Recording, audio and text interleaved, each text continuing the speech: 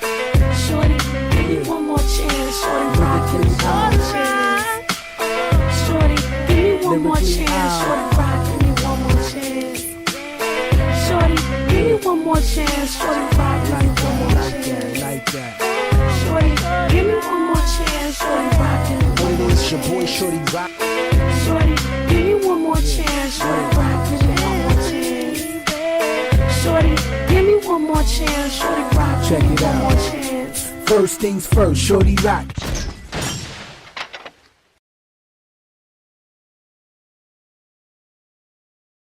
Show. What's up? What's up? Once again, ladies and gentlemen, we appreciate you for tuning in. Each and every week, we're doing this live. We're doing it live each and every week on Fridays and Thursdays. So Thursdays and Fridays, you could tune in to the website, www.thekhaliseum.com, and tune in and watch. You can watch this episode as well as many other episodes, as well as over 500 television shows and TV shows as well if you subscribe to the Khaliseum for $2.99. But we got a very dope special guest in the building. We got a lot of special guests, actually. What's going on? But first and foremost, what I need you guys to do is I need you to share this. Go on your Facebook pages right now, or go to our YouTube and hit the share button and make sure you share it. Share it on YouTube, share it on Twitter, share it on your Facebook stories, share it wherever you need to share it. You know what I'm saying? We want to make sure people are watching and listening. Also, speaking of listening, you can hear this podcast as well as our previous podcast on Spotify. We actually have a few places they can actually listen to the podcast. All right, so I'm going to put this podcast on Spotify probably within the next 24 to 48 hours. So if you're cruising in your car, got your headphones on, or you at work and you just want to listen to us, or if you have Google Home, or if you have Alexa, all you have to do is tell Alexa, say, hey Alexa, play the Shorty Roc NYC podcast, and it'll pop right up. All right, so let me see here real quick. Let me tell you all the different places that we got the podcast. Let me see here. So we're pretty much on like 10 different platforms, but I want to make sure I get this right. Okay, so we are on Spotify. We're also on Anchor.fm. You can also log into Apple Podcasts, Google Podcasts, Overcast, Breaker, Castbox, Pocket Cast, Radio Public, and Stitcher. All right, so if you have any one of those platforms on your phone, on your computer, in your car, you can listen to our podcast. All right, it's the Shorty NYC show. Please, that's Shorty ROC. Don't put a K in it, or I'm gonna feel disrespected. You know what I'm saying? But it's the Shorty ROC NYC podcast. You can follow me on Instagram, Shorty ROC NYC, as well as Twitter, Snapchat, TikTok, and pretty much all over the place, and especially on Facebook. That's where I'm really big at. All right. So listen, I'm gonna bring my co-host in. You are. What's going on, everybody? My name is Drew. You can find me on Instagram, Drew813. You know it. From Tampa. Holding it down, y'all. Let's get it. Okay, Drew. So you also play football, right? Yes, I play semi-pro, Tampa Bay Thunder right now. Tell them a little bit about that, because some people was asking about that, actually. Some people who had watched the show was asking about that whole team situation, like what's going on. Like they never heard of it's the Tampa Bay Thunder. Yeah, it's a Tampa Bay Thunder. It's a semi-pro, brand new organization that just this year. You know what I'm saying? So yeah, you know, everybody involved. You know, so we got some good players, got some people they used to be in the NFL that's on the team now, trying to make a good comeback. So you know, I'm going somewhere with this. You know what I mean? So is this like the NFL minor leagues almost? Yeah, yes it is. Okay, because you know the NBA got the NBA minor league. I don't know what it's called. The D League. The D League. They call it the D League. D So I mean, this in football they call it a semi-pro. Okay, semi-pro. Okay, cool. All right, so what position do you play? Defensive back and running back, offense. Okay. All right. So how Free did safety on defense. how did you even defensive find out about the team? Because I'm telling you, I never even heard of it before. back. Well, I was referred. I ain't heard of him either. I was referred by a friend. So a good friend of mine put me on. So he kind of big. He want to get back to his roots. So he want to play football too. So he know I like football and stuff like that. So he told me about it, and I look into it, and I thought I can, went try it out for the team, made the team, stuff like that. Okay. All right. That's what's up. Okay. So let's jump into these current events. Matter of fact, before that, why don't you tell them how they can find you? Oh, that's how y'all can find me on Instagram, Drew81 Drew. I bet. DRUDREW813 for those of you who are listening and not watching. But remember, you can watch us live and direct each and every Thursday and Friday on YouTube, as well as theColiseum.com. Okay, so let's jump into these current events. Okay, so first and foremost, this is like not something that just happened, but it happened to me recently, I guess. All right, you know what I'm saying? I'm what just happened? now hearing about it. But RickRoss gifts his son a whole Wingstop location for his 16th birthday.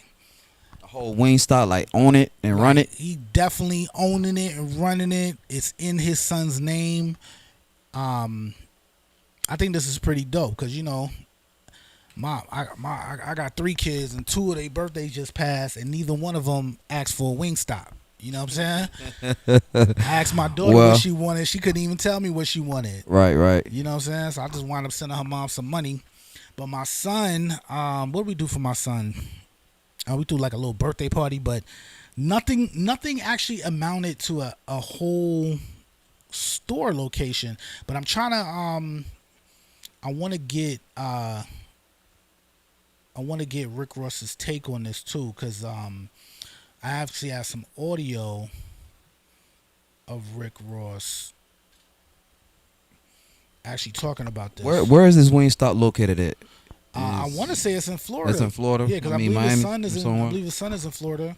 But let's see if we can get Rick Ross. Rick Ross got a house somewhere in Atlanta somewhere. I heard.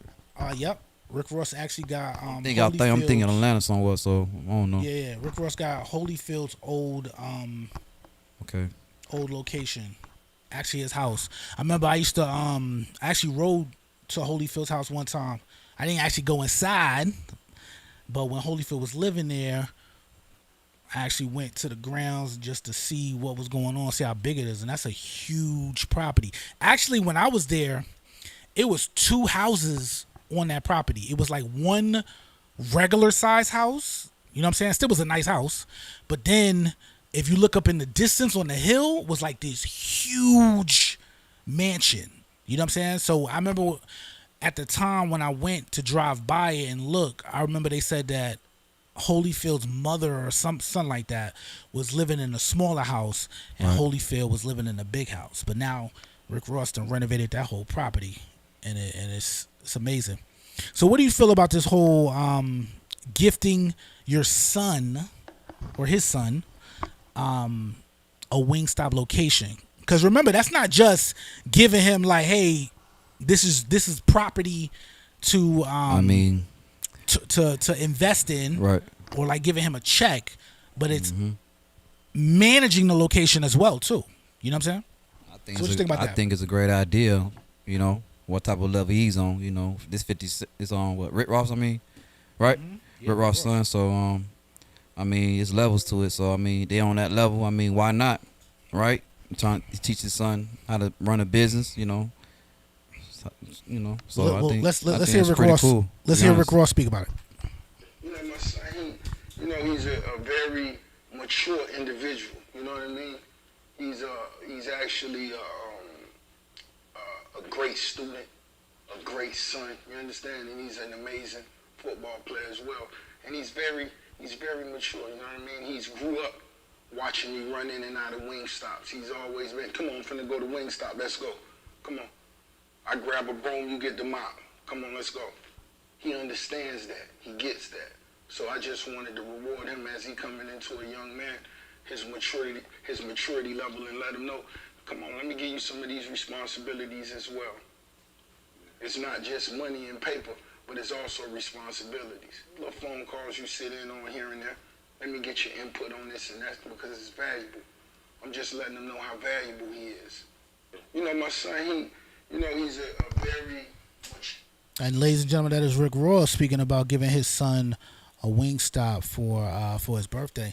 Now, in my personal opinion, you know what I'm saying? I just feel like this is the wave right here. You know what I'm saying? Like, imagine being able to give your child not only their first job, but giving them a company that they have to run. You know what I'm saying? Like, at the age of 16, think about after a year of running the Wingstop, handling the different vendors that come in, dealing with the customers, dealing with the employees, dealing with the bills, you know what I'm saying? Dealing with trying to figure out profits versus losses, dealing with hiring and firing. After just a year of doing that, like, think about how much of a boss and how much of an education he's going to have in the next year, just in a year of doing that. You know what I'm saying? Like, how more advanced would you be as coming in as the boss and the owner of a company rather than just coming in as the fry guy? You know what I'm saying? Like, it's huge. Or the bus boy, or the bus boy or something like whatever, that. Yeah, cook, you know what I'm saying? Like, it's certain things that you're not even gonna know as a bus boy or as the fry guy or as just a cashier. It's certain things. It's certain information about how to even expand the money that's coming in, that you're not even gonna contemplate. You know what I'm saying? Right. It's now, I'm not gonna lie, I'm not a big RickRoss fan. You know what I'm saying? But I am a fan of the business moves that he makes. You know what I'm saying? And I think that in the black community, being able to pass on a business is something that we don't really get to experience on a regular basis. You know what I'm saying? We might get the car, you know what I'm saying, the old beat up, rusty car that mom and dad probably drove for the past 15 years that was falling apart. You know what I'm saying? See, RickRoss son, he gonna take off. Cause That's that what would I'm be, saying. I'm gonna take off. I don't need your money no more, Dad. I got this restaurant. Exactly. I'm good. Huh? Exactly. Some people, that's all they got. Money. It's one restaurant. You know? Some people only got one restaurant. And where they at? Where they at? Is it Miami? You check that out. I don't know. Miami I don't know the Atlanta? location. I know RickRoss, he got a nice mansion. Yeah, I don't know. I don't know if it's Atlanta. Atlanta, Miami. It joint could be. I don't know, but wherever his son is at, that's what, because he got multiple kids too. That's another thing. Yeah. But and then think about the impact of the other kids. You know what I'm saying? Like, just think about now. I don't want a car for my birthday, Dad. You know what I'm saying? Now I don't want a nice watch or an Xbox. You know what I'm saying? Like, I want a franchise too. You know what I'm saying? Because RickRoss got multiple franchises. He got Wingstop. He deal with Checkers, and some other businesses as well. But you know what I'm saying? Like, I think this is the new mentality that black people need to have. Like, I need to be able to build something that I could pass down to my kids or to the next generation that'll give them the upper hand at life. You know what I'm saying? Facts. So, all right. Next, the next one, next news story is DJ Akademics. I don't know if anybody's familiar with DJ Akademics or not, but he's a well-known blogger, internet guy. He is beefing with the rapper FreddieGibbs. You ever heard of FreddieGibbs? Not really. No? Not really. FreddieGibbs? Yeah, FreddieGibbs. Have you heard of him? Not really, no. Oh, okay. Have anybody heard of FreddieGibbs? You heard of FreddieGibbs. Okay. All right. Of course, our DJ in the building heard of FreddieGibbs. You know what I'm saying? But FreddieGibbs is a rapper from, I believe, from Indiana. Allegedly, he's a street rapper, I guess, gangster rapper. He used to be signed to Young Jeezy. But DJ Akademics is putting him on blast and saying that FreddieGibbs this is only Akademics. FreddieGibbs, don't get mad at me. You know what I'm saying? I'm just reading the news. You know what I'm saying? Said that FreddieGibbs is one of the biggest frauds in rap, and also said that he's a fake gangster. Now, what do you know about DJ Akademics? What do you know, Drew?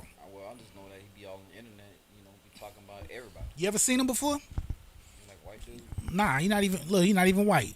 So for the longest, he was making blogs about multiple things. You know what I'm saying? One of them is the war in Chirac, which is basically where he was reporting on the killings and murders that were happening amongst the local gangs in Chicago. Okay. Now, when he was reporting on this, he never really showed his face because he was always just like a voice behind the videos that were dropping on YouTube. Okay. He actually became a millionaire by dropping those videos amongst other videos, but specifically those videos about that content on YouTube. And when he finally started showing his face, he got a show on Complex. Complex Magazine has a very large YouTube channel, and they gave him a show on there where he was actually interviewing different rappers. So a lot of times, a lot of people, this was their first time actually seeing DJ Akademiks for the very first time. You know what I'm saying? So when you look at DJ Akademiks, now, I'm not the type of person to kind of like judge a book by its cover, you know what I'm saying? But when I look at DJ Akademiks, he looked kind of like a nerd. Like,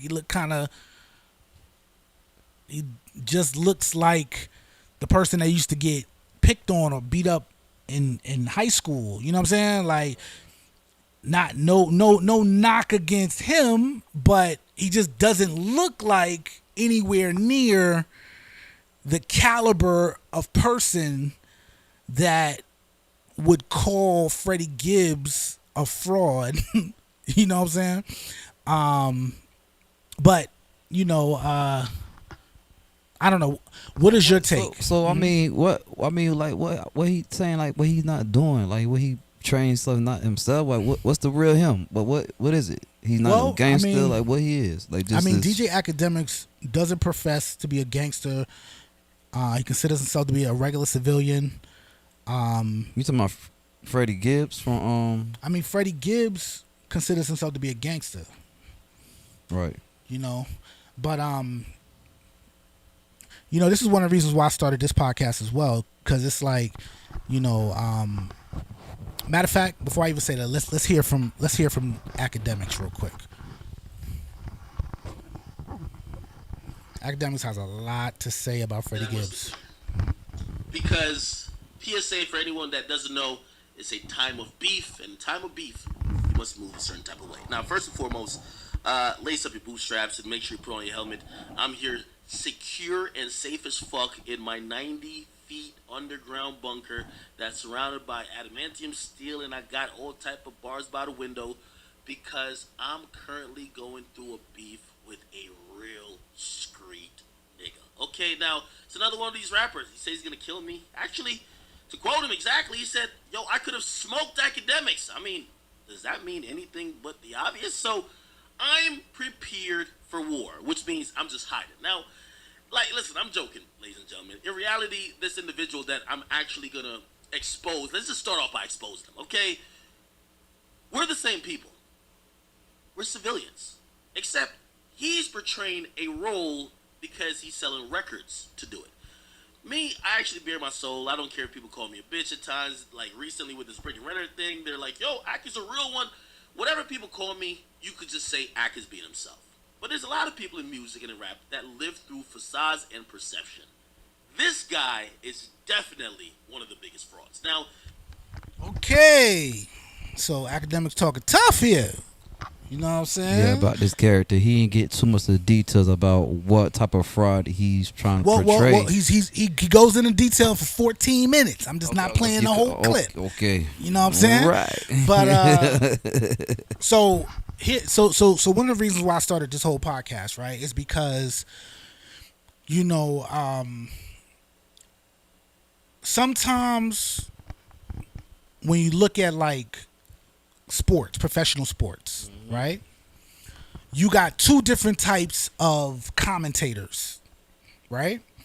You got the seasoned athlete who probably was a former NBA or NFL or whatever commentator that they bring on, and he gives his opinion or her opinion on the sport that we're all watching, right? Right. But then you also have the other guy, which is a journalist, right? He might be really, really smart, went to journalism school, probably got PhD in communication. He has an excellent voice, right? Right. But never played the sport. You know what I'm saying? And for years and decades, the person who never really played the sport at a high level was the main ones critiquing the sport players. You know what I'm saying? Right. But over time, probably in the last 15, 20 years, they started bringing in athletes, like saying, hey, okay, you're retiring, but we want to bring you on as a ESPN analyst or bring you on as a co-host on this particular show. They got experience. Because they got experience, right? They can say they got hands-on on it. Exactly. So a lot of times when the players, a lot of times the commentating is really for the audience. You know what I'm saying? But some of the players kind of look at it like annoyingly. Because it's like, hold on, you never even dunk. You can't even dunk a basketball. How you gonna critique me on my dunking ability? You know what I'm saying? You ain't never even played in the NFL. How you gonna tell me how I should be playing? And you never even been in front of 50,000 people, or you never had that type of pressure. You feel what I'm saying? For instance, like there's football players that used to play football. They're football commentators, but they give their opinion about a basketball game. That's how they do it. On ESPN. Exactly. You know what I mean? But when you have people who never actually did it before or did it on a high level, critiquing the people doing it at a high level, a lot of the players don't really respect their opinions. You know what I'm saying? Right. So I started this podcast because I wanted to be someone who has been a rapper, has been on television, has been on radio, you know what I'm saying? Someone who has performed in front of large crowds. Right. You know what I'm saying? Someone who has freestyled from the radio to, you know what I'm saying, little ciphers in high school, you know what I'm saying? Right, but being someone right. of substance and of experience interviewing and talking to musicians, artists, photographers, business owners, and stuff because you was once on the other side. Because I was once on the other side. Right. You know what I'm saying? So a lot of people's gripes, and this is my gripe with DJ Akademics, right? First of all, he's not even a DJ. No one even ever seen him DJ before. We don't even know if he really can DJ, right? Right. He darn sure ain't never been in the streets before. Not saying that he professes to be someone that is in the streets, but he made his career off of reporting about the death and destruction of kids, teenagers, young people killing themselves in the streets. You know what I'm saying? Wow. So when you got a rapper by the name of FreddieGibbs who says he comes from the streets, other people vouches that he comes from the streets, he speaks from the street perspective, who is DJ Akademics? Who is DJ Akademics to say he's a fraud? So that's my biggest thing about DJ Akademics. Is this, man? They just need I don't know, man. It's crazy. It's just crazy, man. Think about that. It's just just in your perspective, because I want you to really think, because you're not really thinking right now. I want you to think, right?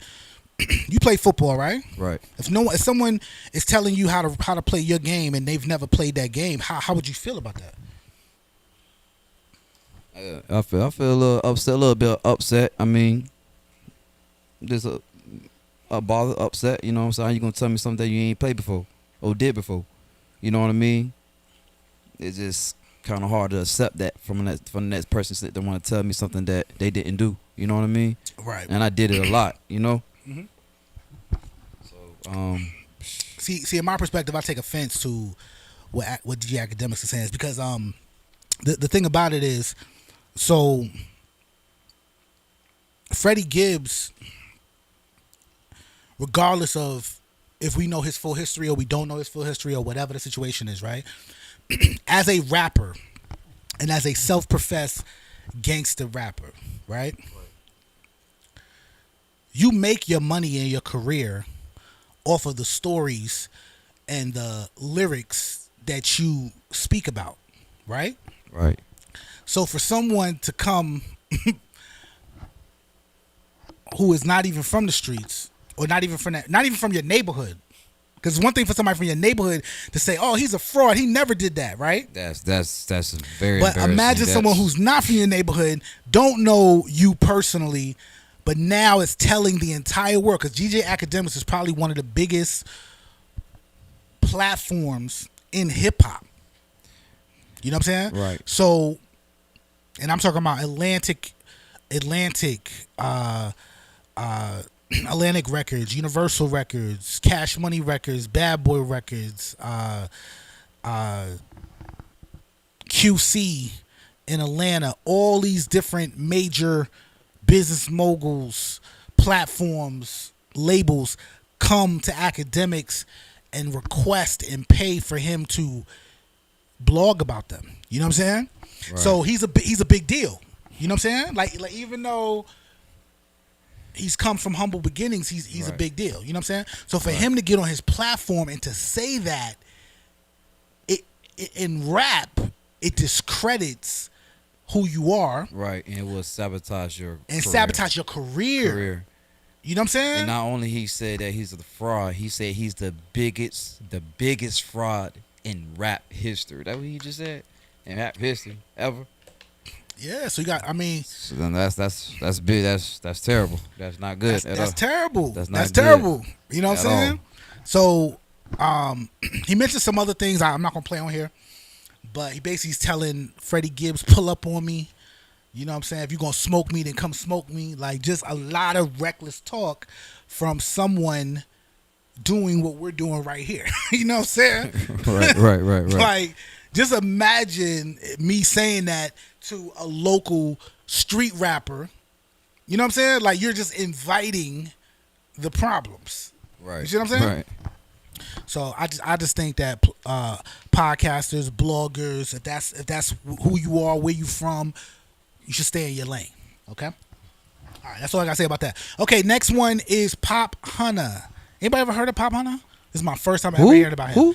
His name is POPHUNNA. Hunna? P-O-P. What he do? H-U-N-N-A. He's a rapper. Rolling Loud just happened. Rolling Loud is a very huge music festival. It took place in New York this past, I think it's past weekend actually. Right. I believe so. So POPHUNNA is a new rapper. He was on stage, and a fan jumps up on stage, grabs his microphone from him, and starts rapping his own song. And then Felt like a Kanye moment, but a little bit more disrespectful. Because even when POPHUNNA tried to grab the mic back, he like did a little move. Wow. And ran to the other side of the stage and was still he rapping. He did a little AP Adrian Peterson move, huh? A little Right. You know what I'm saying? Shout out to AP. What's good? Nigga juked him out of his sneakers. So how you feel about that? Well, that's one way you can get famous, you know. Right. One way. You know, that was a interesting stunt, man. Bold stunt. Depends on what type of crowd it was and where it was at. Huge crowds. It's one of the biggest festivals in America, really. You know what I'm saying? Well, Rolling Loud is huge. I'm pretty sure since it's like that, blogged out in the whole working season, he did that. I give him his props as far as getting on the stage and rapping and showing the world what he can do. That's some bold stuff. Brave. That was super bold. What would you do if that happened? Huh? What I would do? Yeah, what would you do? This what I would do.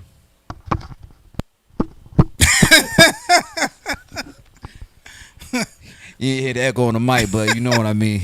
It was so many people in the comments when I was looking at this video. It was so many people in the comments like, yo, he should have just fought him right then and there. You know what I'm saying? Like, But here's the thing though. I ain't see no security. I ain't see no entourage. I ain't see nobody. Like some people, like even trying to say it's fake that POPHUNNA staged the whole thing. But in my opinion, why would you stage something that make you look stupid? You know what I'm saying? Like you look like a you look like a punk. Somebody just grab your microphone and start rapping your song. You know what I'm saying? Well, his own stuff is his song. Well, it's like two different versions because you can't really hear it too much, but it sounded like he was rapping his own song. Like like dude got up on stage and started rapping his own song to POPHUNNA's beat. So, it was just super Wow. disrespectful. You know what I'm saying? Right. But I don't know. It to me, I'm just not going out like that. Right. See, they be trying to clown sometimes. They be clowning rappers and artists for having security, as if that's not tough or something. But that was a clear example of needing security. You know what I'm saying? Because there's no way. At the end of the day, there's no way you. First of all, Rolling Loud is a big thing, right? It's a festival, Right. right? Thousands upon thousands of people. Everybody's there. The Baby's there. 50 Cent is there.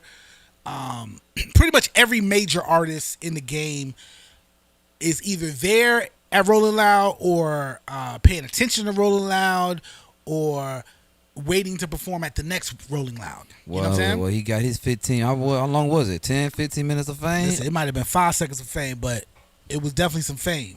You know what I'm saying? But we don't even know who POPHUNNA is. And the first time you hear about POPHUNNA is him getting his mic snatched by some random guy. You know what I'm saying? That's not a good way to pop off your career. No, you know what I'm saying? Not really. That's not a good way. No. But anyway, it is what it is. Okay, so we are going to jump into our next segment, which is interviewing our special guests. Yay. Yay. Okay, so first, coming to our couch, very beautiful young lady. You actually look way better in person than you do on your pictures, so you need some better pictures.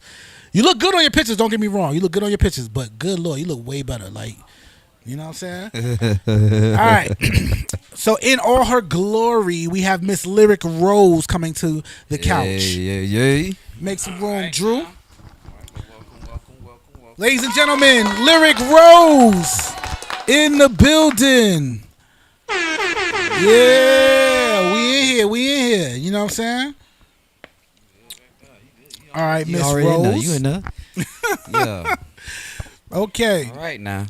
So, matter of fact, Miss Rose, why don't you go ahead and introduce yourself to the people who don't know who you are. Okay, so I'm Lyric Rose. Okay, you can hear me now? All right. Mm-hmm. So I'm Lyric Rose. I go by that name because I do music. I actually have a few songs out, working on more. And I'm just a local artist around the Tampa area, Orlando, Lakeland. I'll be in Miami every weekend. You can catch me there. I've actually been to Rolling Loud and other festivals. So I'm just trying to go up. Okay. All right, that's what's up. Okay, so I hate to ask you this question, but what would you do if somebody snatched your mic your first time on at Rolling Loud? What would you do, ma'am? Well, I'm pretty sure he had security, so definitely firing my security because the city girls offered for 4 girls to come up there and security would not let them. So for them not to be there for him, he need to fire his security. And then if that was me, we got to fight. We just got to fight. I'm not going to let it go down like that. We just can't do that. That's disrespectful.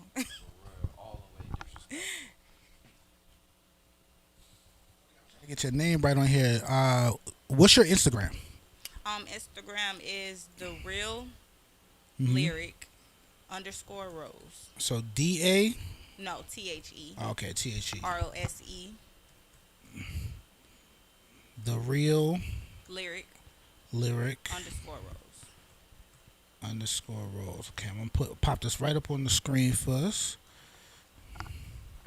Yeah, cause you got me as Drew right now. Drew 863. Yeah, I'm trying to get you right. Listen, 813. I'm trying to get you right. Okay, You know what I'm 813. saying? Hold on. Two Drews spelled different, so if I get it right. That's actually interesting. Okay, make sure I got that right. Hold on. Ask later how you came up with it. Like, I'm gonna get you right real so they quick. Give call me a you second. Drew or just Drew? Okay. Drew need a rap name. So just give it a couple seconds, it'll pop up, and let me know if it's right. Is that right? Yeah, Is that right? That's right. That's Okay, all right, cool. So make sure y'all follow her on Instagram. Okay, so let's just start from the beginning. First and foremost, do you rap and sing, or you just rap? I just rap. Okay, all right. So how long you been rapping, and what inspired you to be a rapper? So I've only been rapping for a couple of months. I made my first single and I actually liked it. Everybody actually liked it. It's like took off. What made me do it was that I'm actually an assistant alongside Trina. I'm not her main assistant though. And I'm around her all the time. And then I'm around a lot of different other artists all the time, such as like Kodak Black. You have Hot Boy. We have Reliski. Shout out to Reliski. He's a new artist for Atlantic Records. And it's just like you be in the studio all the time. You be there all the time. You're going to eventually want to pick up and do it. Sometimes you just be playing and it actually come out how you want it. Hold on. You Trina's assistant? Yes. So what does that Second entail? assistant. So you know Trina personally, Personally. the baddest chick. Right. You know her. Right. She know who you are. Right. Okay, don't be lying, because I'm telling you, them comments going to get I got- crazy look, for I you. got pictures. Okay, all right. You know, I ain't going to doubt you, gangster. right. You know what I'm saying? I ain't DJ Academics. I ain't going to call you a fraud out here. Lyric Roll. So tell me, what do you do as her assistant? What's your main thing that you do for her that you have to have something done for her? Hold on, give it back to Mike then. Okay. So like just set up when she has her parties for like the different venues, you call the different decorators. You basically call like the people who's actually going to decorate, the people who's in there, like the people who serves the liquor and all of that. I don't know if y'all seen the 21st celebration. So yeah, I was a part of getting that set up. It was really beautiful. Sometimes you pick her outfits, you know, just do what she wants done, that you would think she wants done, have it how she wants it. Pick Trina outfits. No, I didn't pick that outfit. No, I didn't pick that outfit. That's a part of the job, but I didn't get that on here yet. Oh, Not yet, not yet. Okay. All right, I got to clarify. Hopefully in the future. Not Listen, yet, not yet. gonna have you on Love and Hip Hop. That girl said she picked my outfits. All right, now. She get a little feisty now. She's actually very nice, though. Oh, she is? It's nothing like what you actually see. She's actually very, very nice. Oh, okay, that's what's up. Did she pay you to say that? Or? No, she actually Oh, okay, did. all right. I didn't get paid to say that. She's actually very nice. Okay, all right, cool. You kind of do get paid to say that. I ain't gonna lie. Because if you say the opposite, you might not be getting paid no more. You know what I'm saying? So, but that's pretty dope. So, okay, so first of all, how long you been Trina's assistant? Well, I've been doing that for like, I'm gonna say since like July. Her actual main assistant is Rory, and I actually met him first. Okay, so let me ask you this though. Okay. What came first, you being her assistant or you rapping? Because you say you only been rapping a couple months. No, me being her assistant. Oh, so Trina directly inspired you then? Well, no, not really Trina. I love music. Like, I love music, but I've never actually wanted to get in the studio and just, like, do it myself. I didn't really think I could do it until I actually got a beat and actually made a song. And I'm like, wait, this me? Then I did it again. And then when I did it again, I'm like, this me? And I asked the DJ to play it in the club, actually at Club Sky. It was DJ Baby J. Okay. And he played it, and it was like everybody was like moving to it. They liked it. It wasn't like, no offense to Cola Ray, but I don't know if you seen when she got on stage and she tried to pop out a new song and they didn't know it. So basically, you way better than her. What? It was a light stunt. No offense to Cola Ray, but you see how she moving. Mine wasn't nothing like that. Mine wasn't nothing. I was killing it. I actually love Cola Ray, and it's Right. crazy because I knew that song. Right. But they didn't know it, and they was just like still. And it's just like in Club Sky, they wasn't still. They wasn't still to your song. Yeah. So, so you hotter than her, basically. Maybe it was the liquor. Like, I don't know. But they liked it. Hey, but everybody was moving. Okay. They were moving. So they was dancing and vibing to it, unlike Cola Ray. Right. Okay. To my song, and I'm sitting up here like, I couldn't even vibe to it because I'm like, Use that shot where you wait, yeah, like, what? Like, right, for real, y'all like this? No, that's right. So that's when you figured out, like, that's when you figure out right then and there that, hey, I'm going to be a female rapper. I'm going to do this. You know what I'm saying? Right. Okay. So you always had the name Lyric Rose. Okay, hold on. So we're going to do this real quick because y'all fighting over that microphone. Okay. You know what I'm saying? Hey. So how about this? So, Drew, you hold the microphone, right? You every single time Lyric throw shade at Cola Roy, you know what I'm saying? Then you put the mic. Make sure the mic is real close when we hear that. Most definitely. Most definitely. All right. So go ahead, ask your question real quick. I'm sorry, but look, she should not have to lean over like that. Oh no. So you gotta, get it right, Drew. I'm gonna get. You know what I'm saying? Y'all telling secrets over there on the couch. Right, I got you. You know what I'm saying? What's going on? Well, something I just thought of. Hey, tell us. Hey, listen. If you need a feature, I do rap. You know what I'm saying? If you need a DJ, we got a DJ in the building too. You know what I'm saying? We get that thing spent. Right, so all right. So like, what made you come with the name Lyric Rose? Whoa. Okay, so it's weird because I used to get in trouble a lot before I grew up. Put the mic a little closer. Right there. I used to get in trouble a lot, and I actually You was fighting. You was a fighter, wasn't you? You look like it. You like. Why you judging me? No, I'm just saying. you like you been fighting your whole life, like you ready to fight right now, like. But I grew up though. I actually grew up. Okay, all right. So I was right. I did used to fight, but I won't do it now. No, all right. Let somebody grab her mic. I just. Yeah, then we gonna have right. But I actually used to get in trouble a lot, and when I started having kids, I grew up, and it's like I can't keep doing this. So which one? Getting in the fights or having kids? Which one? No. Well, both. But I can't keep fighting. Because my kids might not be no fighters, and karma might come back on them. Right. They ain't gonna touch me. Right. But you never know. So I just like. My original nickname is actually Misha. Okay. And so I just changed it on Facebook one day, like I'm a different person. Okay. And I Who you hiding from? changed it to Aubrey. To Aubrey? Yeah, I actually changed it to Aubrey. And I get that name because I was going to name my first daughter that. Then me and her dad had a fight about the name. We agreed to naming her Kiana. But actually, I put my Facebook name as Aubrey there. Aubrey got in trouble. And now I'm Lyric, and I'm different. What the heck? Sound like identity theft. All right, now. What the heck? Hold on. Look. Misha wasn't no good. Aubrey wasn't no good. You got to try it again. Got to get back up and try it again. Girl, sound like you doing drops. But I wish. Don't be saying that on. Hold on, we national. Don't say. Look, girl, they will investigate you. Drop queen. Lyric the drop queen, Misha. Hey. Misha Aubrey the drop queen Lyric. Listen, that sound like something to sell. Hey, you know what I'm saying? If I was, I don't know if I would be here right now. I gotta go use the money before I get caught. Hold on. Slow down. We gotta edit that part out. We live, girl. Okay, so you just online just changing identities.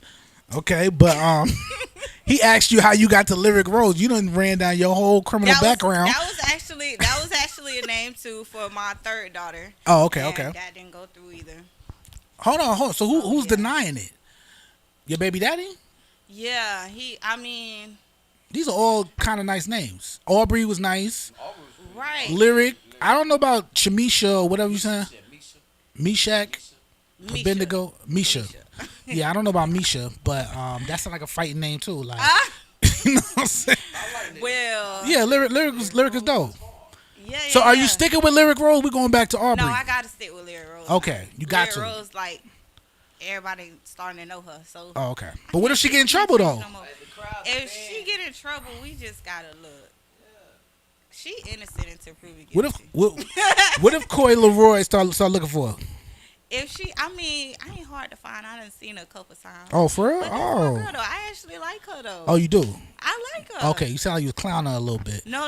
Just a little bit. No. They clowned her real bad, but I actually. Oh, they clowned her, not you though. They did. Okay, You ain't see how silent they was. I saw it. I saw it. I wasn't gonna bring it up, but he brought it up. Okay, Lyric Rose. Okay, so so Lyric was a name you was gonna give to your child, right? But your baby daddy said no, so you took it, right? Okay, so where did Rose come from then? That was gonna be the middle name. So it was Lyric Rose, and it actually came from a movie. I forgot the movie. Where her brother got killed, and her name was Sakani. Sakani? Yeah. Okay, I'm glad you ain't. I forgot the movie. Glad that wasn't the name. Her brother got killed by the police officer. Well, it actually was her boyfriend got killed by the police officer. Mm-hmm. They were in high school. Okay. It was an accident. What Is that your phone? That's your baby daddy calling right now. The hate you give. That's what it is. The hate you give. Okay. No, that's not my baby daddy. Oh, okay. You call her right now, like, girl, stop playing with me. Stop playing with me on live television. But yeah, actually, it was the hate you give. You had Sakani, then Seven, and if you really listen to the music, Mm-hmm. the lyrics. movie, it was a Lyric Rose in there. Oh, okay. And I thought about all those names. I was so in love with Sakani, then Seven, and it's like I like Lyric Rose because you didn't hear about her too much in the movie. Right. So, True that. yeah. Okay. All right. So, so how many kids you got now? 3. 3? Oh, why you say it like that? You gonna judge me again? No, not. I got. Listen, I got 3 kids. I ain't gonna judge you. I got 3 kids too. Yeah, I have 3 kids. Okay. Hey, claim your kids, girl. They ain't gonna let me not claim. Right. They watching right now. Like. They might be. They gonna be like, Mama, you ain't want to talk about it? Right. Like I ain't like the way you hesitated, Ma. What's good? You know Christmas coming up. They ain't gonna let me forget. I know. Heck nah. Okay. So, Larry, I want to ask you something. What you looking forward to collaborating with? You know what I'm saying? You're an upcoming rapper, and then you got a nice name to you, got a nice swag to you. You know what I mean? So, You talking about like as far as artists or okay? Artists, you know artists. You know what I'm saying? I talked to Boosie, and since I'm not really known, we do got a price thing right there, and I gotta think about do I want to pay that? Oh, he definitely about his money. Boosie. Yeah. Okay. I definitely want Boosie. He's one of my favorite rappers. What? Yeah. I love Boosie. Right. Like the real Boosie from back in the days. I love him, and I love Webby too. Right, so right, it's right, I love Boosie. Okay. So definitely Boosie, and that's coming soon. Definitely. All right, Okay. Bet. Now, okay. Tell us about this single you got out. What's the name of it, and what's going on with it? Well, I have 2 that I've really been pushing. It's kind of like strip club vibes. Mm-hmm. That's Pop My Ish. Okay. And I got that from just basically, I go to the strip club a lot to host. So it's like, I be seeing the girls. I love to compliment girls. So I just be like, pop your ish, pop your ish. And it's like, I just got on the beat and that's what I thought of. And just put the words with it and everybody loved it. And then the other one is called Pay For It. That came about because I was just in the studio working on my next song. And it's like, that one didn't come out that day, but I found another hot artist called El Losa. He's from Polk County. He's very, very talented. He is really good. He could just get on the mic and say whatever while I got to write. So he was in there, and I picked a beat. I actually had a beat that I liked, and I wanted that beat. And I was just like, I want to do something on this beat, but I don't know what it is. Yeah. And so while I was writing, he just got on the mic, and he just was like, she said, you got to pay for it. You trying to, and I was like, what? That's what y'all was talking about, or that's just what he came up with? Well, that's just what he came up with. Oh, okay. Yeah, we wasn't even thinking about nothing on that level, but that's just what he came up with. Here, I'm gonna put your phone to the side because you giving us a whole little It be my show over here. As soon as you said strip club, that just started flashing like. Okay, all right, that's what's up. Okay, so so you got Pop My Ish, and you said the second one was what again? I'm sorry. Pay for it. Pay for Feature it. Low Stuff. Okay, all right, cool. So like, are you? Like, where are you at as far as your rap career? Like, as far as like, are you? I'm actually not signed right now. I've only been doing it for a little bit, so I have to get like more stuff out, more content. But I'm gonna soon be looking for an assistant, but it's gonna be in other areas too because I actually host. I do a lot of stuff. As far as the clubs go, Truth around here, and then it's actually a strip club, Bottoms Up. I actually performed there. I've actually did 3 performances since August, and I got paid for all 3, and then I booked myself twice. So it's actually like I'm just putting in the work. And then I also got a studio in my house today. Okay, look, lyric coming up. Dang. Boss. Yeah, I'm gonna be eating that. I know that's right. Eating that mic every day. Okay. All right. So let's talk about that. So, when was your first performance? Matter of fact, when was your first performance, and what'd you start off getting paid? When was my first performance? Ooh, it was a couple of months ago. I would have to look at the flyer to give you the exact date. I made the song in August, so it had to be like right in September at the end. Yeah, it had to be right at the end of September. It was after the 14th, and I got paid $1,500 for that performance. Dang. So how did that even happen though? Like, how did you? Because I'm gonna keep it real, right? So a lot of artists are not moving that fast. Cause you're moving fast. You know what I'm saying? Female. Okay. All right. So when you get okay, I'm just being enough honest. said. When you Enough get said. around people, I know most people be talking about like $200 and $300 because I've actually did it for that $250. But I'm a female, so when you get around like a man promoter, he's gonna do the most. He ain't gonna come at you cheap, really, especially if he like the vibe.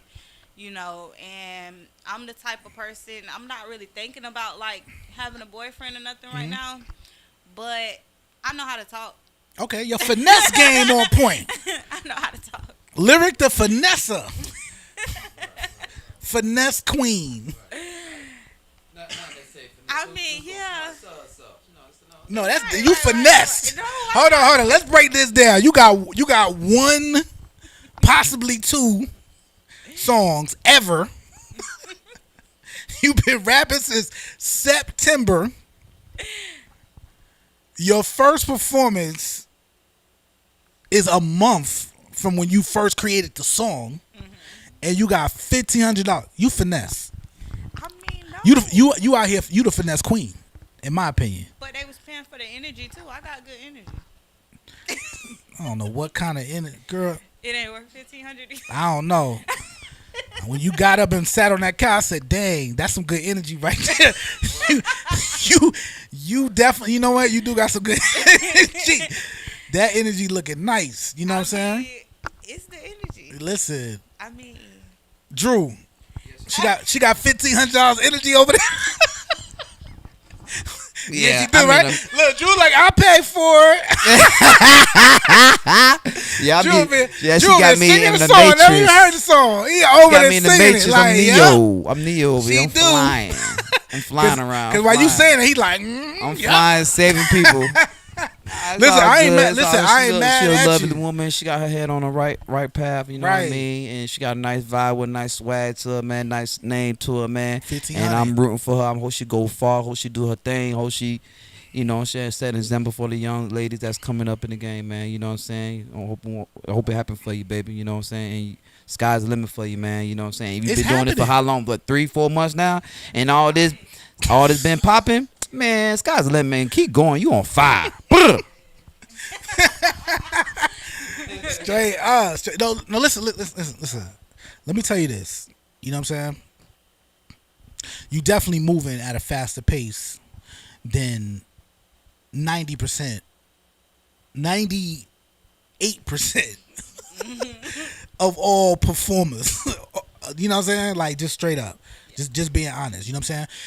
If you keep that up, you're going to be in a place where you're going to laugh at 1,500. Right. You know what I'm saying? Because people are dropping those bags for artists. You know what I'm saying? And it's good that you start your price off high and you got that. You know what I'm saying? Because now you got a little taste of what it could be like. Because let me tell you something. It don't be like that. But see, that was his price. It don't be like that. I actually was lower.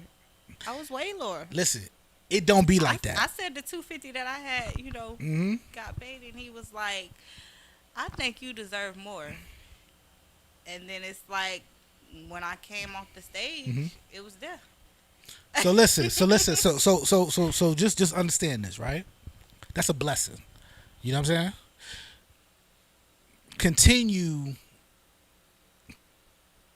to understand that you 15 or better now. You know what I'm saying? Not saying you can't go down sometimes or go, you know, but 15 or better. Because if one person will give you that, there's 15 other people that'll give you that too. Right. You know what I'm saying? So as long as you continue to develop, push yourself, and perform at a high level, there's no reason why you should go any less. You know what I'm saying? But it don't be like that. Most people be rapping and never got paid at all. You know what I'm saying?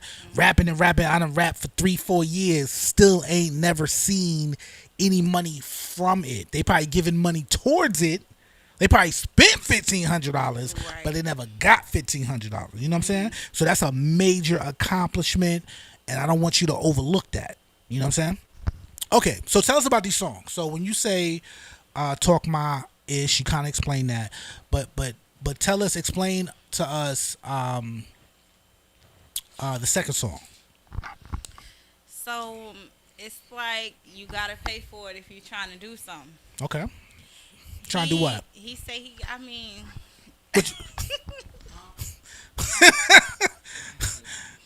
Please elaborate. You gotta pay $1,500 for me to tell you that. Dang. Good Lord.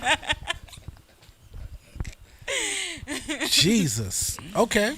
All right. But you know what he means. So yeah, true that. We ain't even discussed that. It's just like I don't know why he think I'm a city girl, but it ain't nothing like that. Nothing like that. No city girl, no city. I like them, but I'm not a city girl. Okay. Far from it. Listen, there's a lot of city girls out there now. I know. I know. I got an old soul. I ain't really country. I got an old soul. So when, you know, so you know how to cook, you can throw down in the kitchen. Oh yeah, definitely. Mostly city girls like TV dinners. So no. You won't get no TV dinner in my house. You gonna think it's your grandma. I'm telling you. Yeah. I had a energy. friend. That's the energy, boy. boy. Friend. Like he's been my friend. Like he know my whole life story, and he ate my cooking. He was like, "Marry me." I'm like, "Wait, you making me feel uncomfortable wow. now." I know that's right. I know. Damn. Like, yeah, Dang. I can really cook. Like Big Mama. Oh, I can cook. Probably better than Big Mama. Oh, like dang. I can cook. You know. You better stop. Okay. Yeah, I can cook now. Big Mama gonna come out. No, you just gotta pay for it. Keep doing whatever you doing, girl. He just gotta pay for it. Right. You know what I'm saying? Right. 1,500 to 1,500, 1,500 to better. That's what it is. 1,500 or better. Got to come better than that. My first performance was 1,500. Right, no less. And I actually got showed a lot of love too because, I never really paid nothing to really do it. The most I paid was like to go to the studio. Okay, all That's right. a lot of money, and I ain't realize it. That's what made me want my own. Yeah. So when I get the engineering part down pat, Mhm. I'm gonna be straight. But I I know know that's how to right. press that button. I know how to record. Yeah. And Look. Get I somebody ain't. to mix and master. Listen, that's it right there. That's it.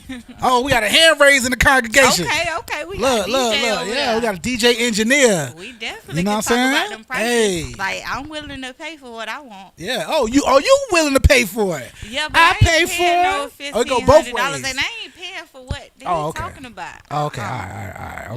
No. All I right. pay for my craft. Invest in me. Okay. So you keep it professional. Okay. All right. That's cool. Right. Okay. So what's next for you? You got another performance coming up. I know you said you in Miami a lot. Right. So what's next? What are we Well, looking forward actually, to? on the 12th, it's called Sip and Slumber. I don't know if y'all know who Miami Tip is. Off Love and Hip Hop. She's actually she used to be a big stripper. Now she just does Love and Hip Hop. She sells sleepwear. Okay. We're doing that with her. It's actually me, Rari, Miami Medusa, Ivana 305, and it's just like a bunch of us who got together, and we're doing a slumber party. Oh, okay. You have to wear PJs or you have to wear lingerie. But And when is that? it's going to be on the 12th. So November 12th. It's going to be in Miami. We just actually changed the venue last night because we got sold out. So I will have to look at the actual venue address. But it was going to be at Hollywood. It's not going to be there anymore. It's actually going to be in Miami. Okay. Yeah, I'm up here trying to pull up the flyer real quick. So, if you need a photographer, I do photography. You know what I'm saying? Okay. You do music videos too? Oh yeah, I do actually. Really? Oh yeah. I'm Oh, trying yeah. to get that now. Oh yeah. But you gotta pay for it though. You know what I'm saying? Oh, that's fine. That's fine. I'm fine. You know what I'm saying? You know. I Let's ain't keep that trying in to the do let's nothing, keep that in the so- spirit. Yeah, feel Let's me? stay in the spirit of. I'm okay with paying for it, but I actually I'm getting ready to do a music video. I just was trying to get because I actually want to jet ski, and I talked to True Baller, Okay. and he rents out his jet skis a lot. So I was talking to him about that and just getting the scenes together. I haven't found nobody to do it actually though. Okay. Well, listen. One thing about our podcast, and I say this over and over and over again, okay? But we try to bring people together because this is also a resource center. You know what I'm saying? So everybody brings something to the table. As we start talking, we start mingling. As you start meeting other guests, you start to see what everybody brings to the table. And this is a place where people can come together and find what they're actually needing. You know what I'm saying? Last week we had some nonprofit organizations meet up with a promotional company, and they hooked up. And then the week before we had a rapper hooking up with a singer. So you know what I'm saying? Like this is the place to collaborate. You know what I'm saying? And really, to be honest with you, when it comes to the musical realm or just like different things that people might need, if you hit me up, I'll be able to put the whole play together. You know what I'm saying? Because I know a lot of people, and you know what I'm saying? I just come across people with skills and talents and abilities, and I may not always need them. You know what I'm saying? Right. But I know somebody does. Right. You feel what I'm saying? Speaking of that, if you're looking for an apartment, hit me up. If you're looking for an apartment in Ruskin, somebody hit me up and was like, "Hey, you know anybody that looking for an apartment? I got an apartment I want to rent out." So I'm gonna say it on the show too. All right. So if you need an apartment, hit me up. 1 bedroom, I got you. But anyway, okay. So Lyric Rose, you've been rapping since September, August of 2021. Good Lord, that's Amazing. that's amazing. I'm actually on all platforms if you want to go On listen. all platforms, already. Yeah. Woo. Okay. When I seen that vibe, I was like, yeah, We gotta push this. Who's your which distribution company do you use? It was DistroKid. DistroKid. Okay, good, because I use them too. Okay, so you still got to put together a music video. What else do you feel like you need as far as like that'll help you get to another level? Well, I have Like if you had a wish list of things that you need, I want you to look at this camera right here and start saying what you need and who you might need. I probably need like more promoters. Okay. Even though I promote myself, I'm not really known because I've, haven't been out there. So, just like more people to promote, help me promote. And as a promoter, what would they be doing? Just getting my music out there. I know for like local artists, when I was helping them out, I used to call different clubs and stuff and see what they let them perform. You know, actually one guy, he actually got paid for his performance, you know, instead of putting in. So, like, stuff like that helps. And by me being so tied up into other stuff before I actually started doing this myself, I'm very loyal. So I feel like since I've already been doing that, I just want to, you know, not stop helping them. But I'm actually doing it for myself now. That's where my assistant is going to come in when I find one. So, but I have to find someone who I could really, really trust with that, because I got like a lot of information. And you looking just for like a female assistant? Because most females have. No. Okay. It does not have to be a female. No. I actually have no female friends. For real? None. Okay. Not even one? Not even one. What the heck? No. Dang. I feel like I got too many female friends. You can have some of mine. I don't. Shoot, for real. That's everybody be telling me that. Shorty Roc, you got too many female friends. I can't mess with you. I'm like, dang, I don't even want all of them. Me who attract the messy females, but they be so messy. I'm not like that. Ain't nothing wrong with that, man. It is. You think so? I don't like drama no more. You in the wrong profession then. As we just heard. I mean, you can separate that. It don't have to be. Come on now. All right. Come on now. You don't have to be like that. Right. Not all the time. Nah. And now you ain't gonna get mad at me and tell all my business. Didn't you say you were assistant for Trina? Yeah, she ain't nothing like that. No drama. No drama? No. Oh, no. No. I be getting shocked sometimes looking at Love and Hip Hop. Like, who is this? Yeah, it ain't like that all the time. Okay. I got videos. I could show you. She just is calm. That's what's up. Yes, I love her. Her energy is just so good. Look, we love Trina too. You know what I'm saying? We love Trina. Like, Trina, hear her we say a love full you, girl. sentence with no cuss words. Come on the show. Yeah, Come on. like, you can do this? Yeah. Like, you didn't teach me this when I was younger, but you doing it. So, yeah, it's not like that. For real. Okay. That's what's up. I'm glad. You know what? I'm glad to hear that. You know what? I think Trina need to come on the show so she can let everybody know it's not like that. You know what I'm saying? She need to. She do need to. You know what I'm saying? She needs to. Rory too. He need to come on the show. I'm going to ask. Yeah. We might have to you do it off, like, you'll get on Instagram? Yeah, I do it on Instagram. I don't really like doing it on Instagram, but I could. I don't really like to. Getting on live. We all in different places. I could. Yeah. No, but to be honest with you, they could actually call in here, and their face will pop right up, like as if this was Zoom. Okay. Yeah. So I mean, so we ain't gotta be on Instagram, but I mean, if we have to, listen, Trina, you need us on Instagram. I don't know if we gonna figure it out, but I'm gonna bring it up. I'm definitely gonna bring it up, because if you don't say nothing, you never know. Right. You know what? Know. You know what? You absolutely right. Like, and I was actually told that by, not by her, but it's actually, you know, by somebody who's around her all the time. You know, I done went to P. Diddy, I went to P. Diddy pool party. And, like, I was there, and it's just like I was on the side of the pool, like, kind of shy. And somebody came up to me and was like, we got to get up and mingle. Like, you know, don't nobody know you here. Like, you could walk up to P. Diddy right now and, you know, started rapping, and he actually like you. But if he don't know you here, it's just a party. You got to get up and speak sometimes. So you moving way too fast. Nothing, then. Hey. Listen, she out here casually stunting on all. Look, that's my thing though. I had to get used to the crowds because True that. I can freeze up. Like I went to Rolling Loud and I was on in the backstage freezing up. Like I seen the city girls walking past me and then like Trina, who's really so calm, just like turned into a different person when she grabbed the mic. Like just jumped out there and she was the old Trina. Yeah. That's what it is. Ball Greasy, all of them got on the stage and did their thing. The only one that's the same person every day is Trick Daddy. Like Trick Daddy is funny every day. But he Trick Daddy every day. Have you gone to his restaurant yet? Yeah, most definitely. Yeah, I love it. Scale of 1 to 10, what you give it? We gotta stop at 10. Listen.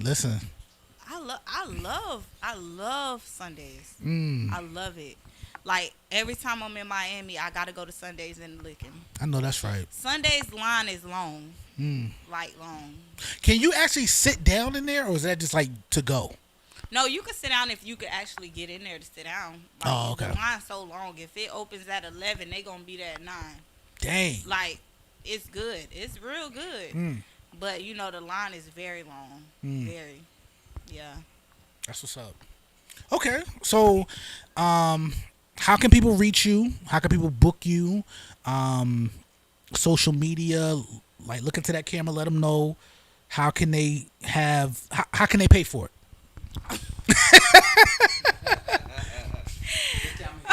Wait.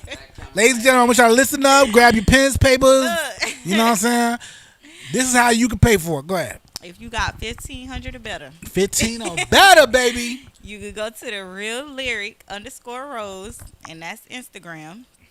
Or I'm on Facebook. I'm Lyric Rose. And then I'm actually Lyric Janae Rose on Facebook. And then my email is lyric_rose@icloud.com. That's how you can book me. All right. That's what it is, ladies and gentlemen. Lyric Rose. Yeah. And it's 1,500 or better. 1,500 or better. Okay, so listen. We gonna switch positions real quick. I'm gonna have you come over here into the audience. Listen, if you gotta go, you can go, but you don't have to. You know what I'm saying? All right. So bring it up to the stage. Well, actually, to our couch. We got Darluz in the building. I, Drew, stop trying to get all that energy, man. All right, now. Trying to get that energy. Save some of the energy for me.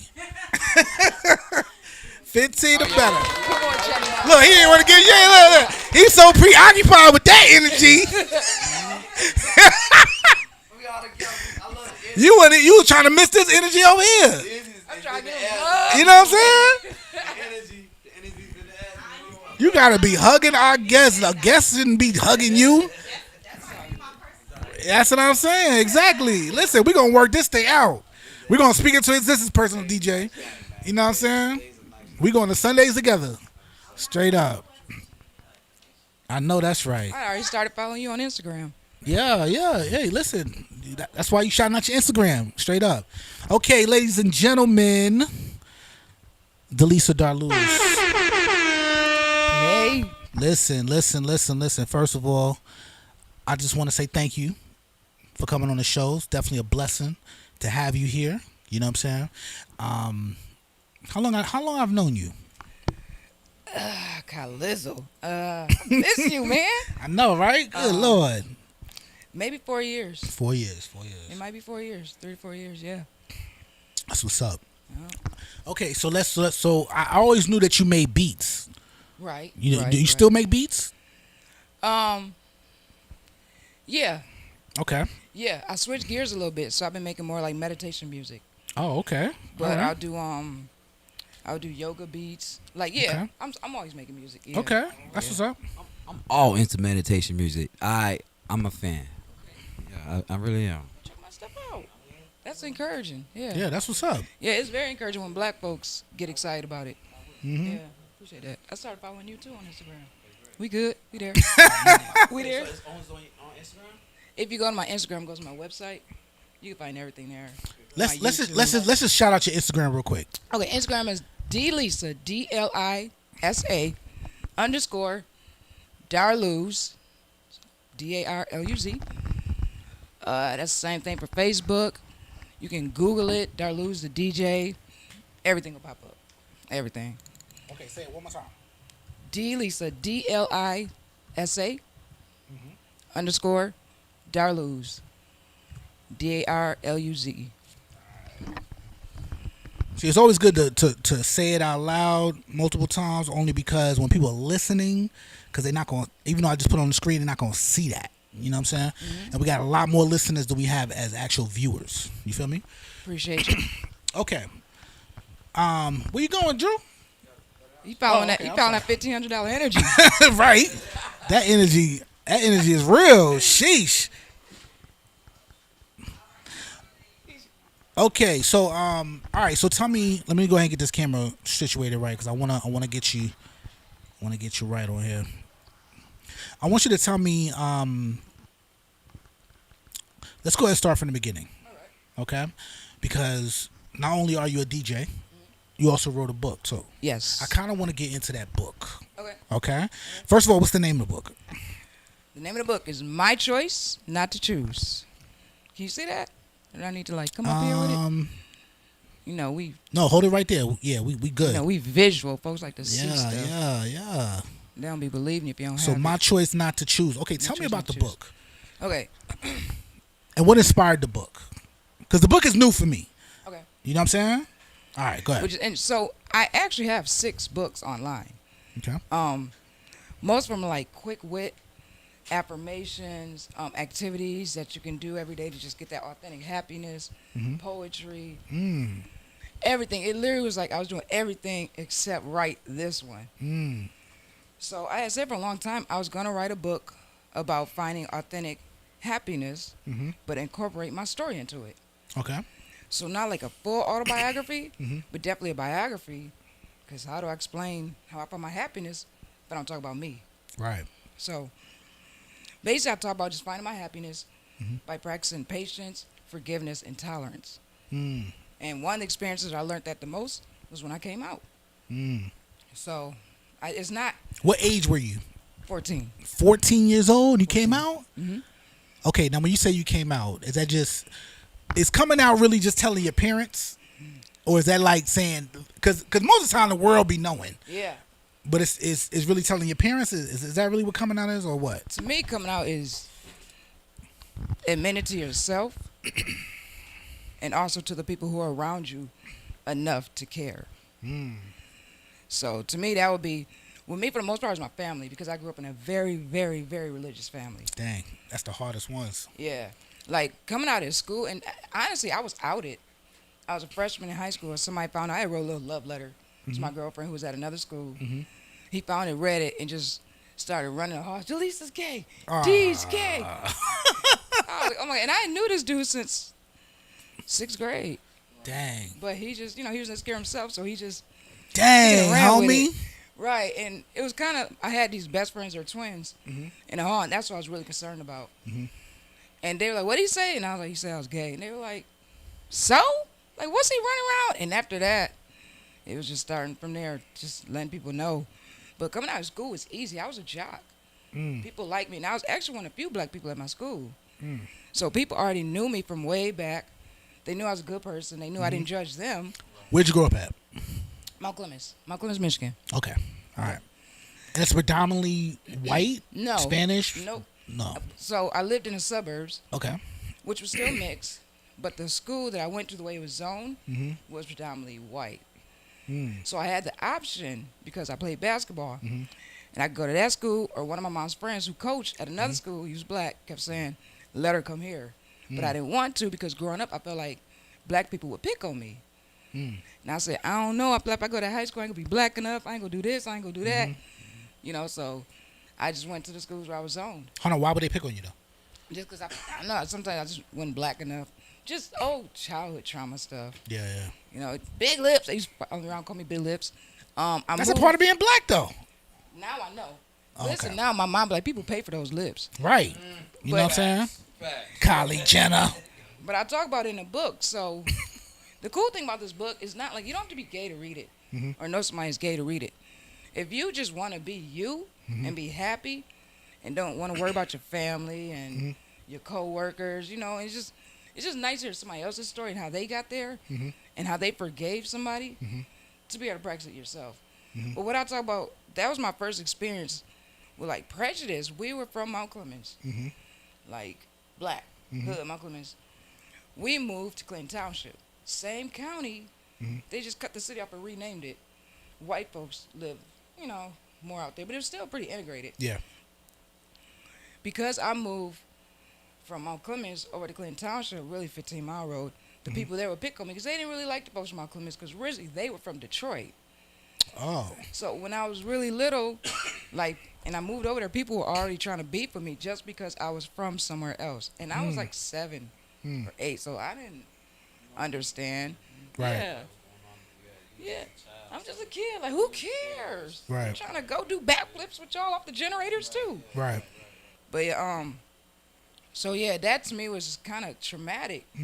So when, even though I had friends at the other high school who were black and fine, I grew up with them, it was still, I was kind of like, nah, I don't know it. I just wish I had that same experience. So let me ask you this, though. I know I'm kind of moving fast, but we're going to go back and forth. Okay. What was harder, writing the book or coming out? Writing the book. Okay. Yeah. So what was that experience like when you finally told your parents? And what was their reaction to it? So my mom actually, she asked me one day, because I had a first girlfriend who would come over. And when they came in the room, we were just sitting real close, like, you know, looking at a book real close. Mom was like, Close. So she opened the door. She's like, and, you know, we got to scoot apart. She never said nothing until I don't even know if it was the same day or a couple days later. She just asked, she said, y'all are more than just friends, aren't you? So I'm like relieved that I didn't have to say it to her. She just asked me. Parents, they be knowing. How do they know? Parents know everything. I know. But when I'm telling you, when I was 4 and 5 years old, like the only time I wore girl clothes was go to church. If it wasn't church, I wanted Ninja Turtle shirts. I wanted like the Hulk tank tops. So you know. But when she asked me, I was relieved, and I thought that it would be real cool because my mom was a fan of RuPaul. That's what RuPaul was real big. So I said yeah, and she was not at all excited because it was a religion thing. Right. So I was like, you know, I thought, you know, it was cool. You like RuPaul? She's like, I RuPaul for his acting, what he can do to transform. I was like, oh. So yeah, we had to talk and talked about it, and it was just. So was your mom a single parent? Yeah. Okay. Her and my dad had divorced 2 years before that. So what's your relationship like with your dad, though? My dad passed when I was 18. Oh. That's in the book too. Okay. But my mom was trying to take my keys one time because she didn't want me driving to go see a girl, basically.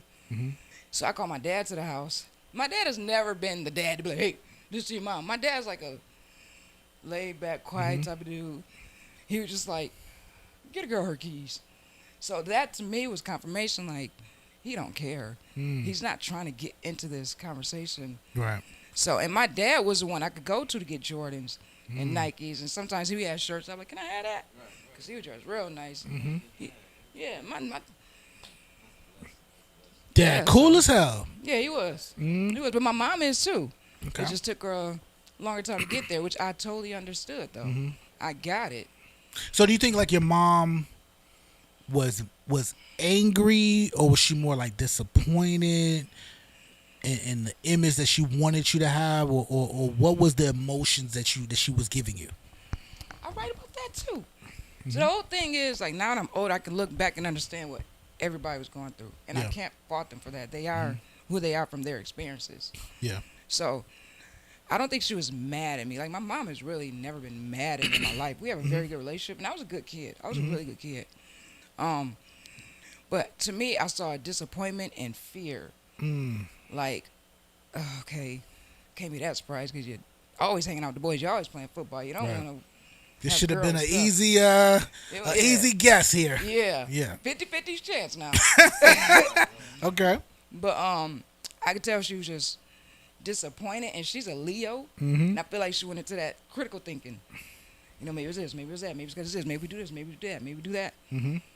It is, you know, she'll come out of it and can help, and it was that for her. And definitely more of like she got to hear from the family because my grandma was a minister, my uncles were minister, I have cousins who were ministers. Good Lord. Our Christmases, wasn't like let's get together, have drinks, and play music. Yeah. We had a program every year. Mm. You know, it'd be 30, 40 of us in there. You gonna read a scripture, you gonna sing a hymn, you gonna play a song. Oh, y'all was having church. Yeah, we had church at Grant's house for Christmas, and then at 12 o'clock, open up the gifts. Like, they are serious about their faith. Mm. So I could just see all the worry, and I knew she had to because I was worried. Yeah. You know, but I was at the point, I've always been, since I was little, like, I gotta be me. Nobody can walk in my shoes. Right. Nobody can be like, hey, D, I'll be you for a day. Don't even worry about that. So I gotta be happy. Right. So. That's a fact. Okay. So, when did you start writing these books, though? Because you got multiple books. I'm like, hold up. First I thought it was one. Now you talking about 4 other books. Like, when did you get the whole writing bug? So and don't say COVID. No, I've been writing since I was younger. Okay. Like I found a binder I kept when I was little. Mm-hmm.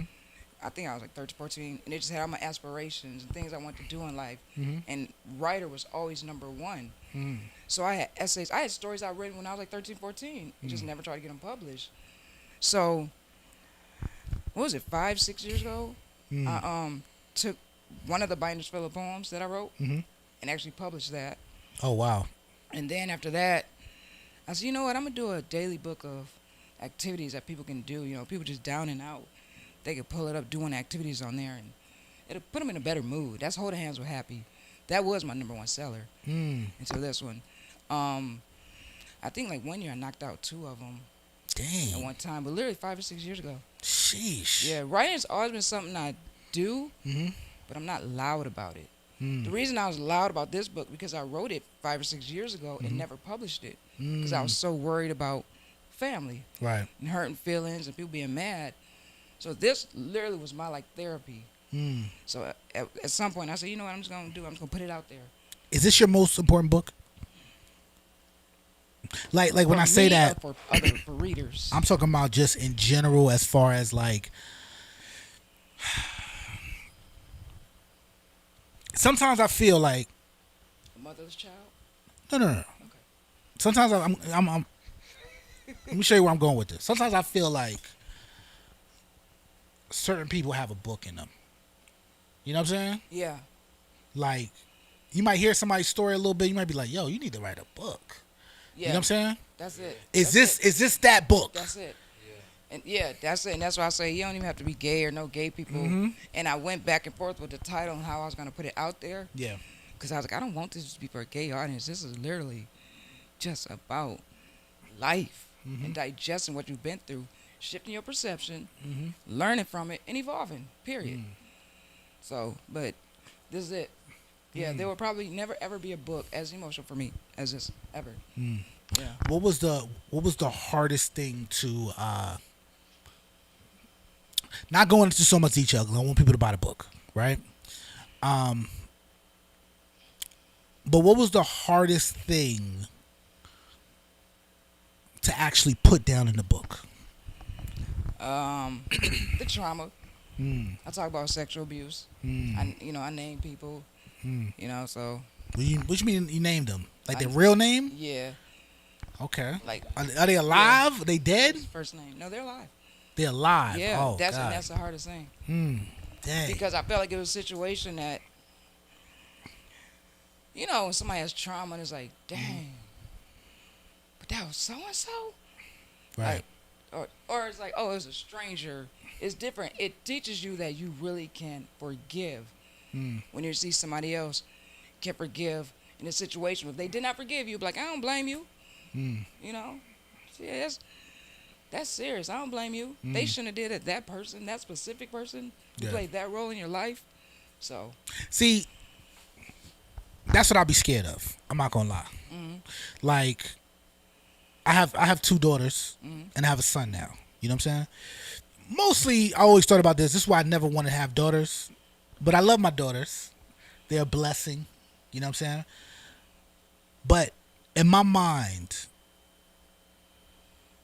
even though you're a grown woman now, in my mind, if I hear or if I see my child writes a book and you mention someone that did something heinous to you, and they're alive, I feel like they gotta die. You know what I'm saying? Like, and that's just a father's perspective. So, you know, that's got to be one of my biggest fears. Even though I don't like to walk in fear, I don't like to be an afraid type of person. Right. But having kids, that's something that I definitely think about, and that definitely scares me. You know what I'm saying? Yeah. So to read a book like yours, and to hear the person is still alive, makes me want to go kill right now. You know what I'm saying? But how in the world do you get to a place where you can even say the word forgive in the same sentence as sexual abuse? How did that happen? Patience. I grew up. It's such a closed chapter now, especially thanks to this book. It literally is physically and like metaphysically. This is metaphorically. This is a closed chapter. So I've grown enough and had other traumas and other experiences, great experiences too, where I can sit back. I'm at the point where I can say, okay, you were this age, you were going through this, you know, and this was going on in your life. This is what was going on in your life. It really wasn't about me, but this is what was a result. It could have been anybody, but I was there, you know. So you learn that, and people change. People grow up. People learn themselves. People have their own trauma, you know. So you really do. I'm really am an empath. Yeah. And to me, that was a reason why I felt like, okay, I got to get this book out. Right. People need to learn how to be able to forgive. People will quote the Bible. They'll quote Sanskrit, you know, they'll say, I'm Buddhist now. They'll meditate, they'll do all these things, but you won't even forgive the person that cut you off this morning because you were late for work and you got written up. Right. What does that say about everything you practice? Right out the window. Out the window. It's everything so easy to do and say until the real trauma comes. You got to really forgive somebody. So that's my thing in life, just do the work so you can evolve. Now, why is it important to forgive? It just eats at you. When you anger somebody, it just eats at you. Every situation reminds you, or you always thinking about it, or you really become a victim. And that's, being a victim is not cool. I know people have things that happen to them, but living and labeling yourself a victim, now you can attract more victim experiences. I want to add to that. I feel like you become the victor. You know what I mean? Because it's like all the trauma things that happen in your life, not just what happened to you, but anybody with me, you got to learn how. If you don't forgive that person or that particular thing, you know what I mean, it changes you. It changes who you are. And I've been there. It been a situation that changes me. You know what I'm saying? And it took somebody else to see that and point that out to me for I could come back to reality. You know what I'm saying? Be who I was born to be, what I was raised to be. You know what I mean? So we have to forgive because for us, not for them, for us, because you know what I'm saying, we don't want to change who we are. You know what I'm saying? Because it will lead to death. You know what I'm saying? You might do something crazy to hurt somebody else or hurt yourself.